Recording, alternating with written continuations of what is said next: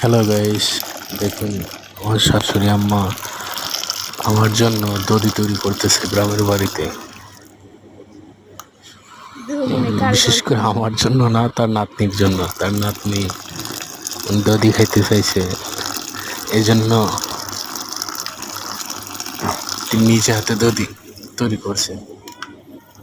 আর নাতনি চাইছে এটা কি দিদা না দিতে পারে, যত কষ্টই হোক, তার আদরের একটা মাত্র নাতনি।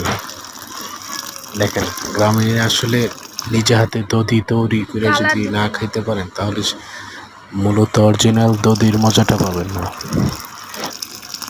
খাঁটি দধি, বাড়ির দুধ, মানে বাড়ির গাভীর দুধ নিজে হাতে তৈরি করে চাল দিয়ে দধি বানাচ্ছে। অবশ্যই আপনারা ট্রাই করে দেখবেন, নিজে হাতে তৈরি করে বাড়িতে দধি বানালে কীরকম মজা হয়। অবশ্যই ভালো লাগবে।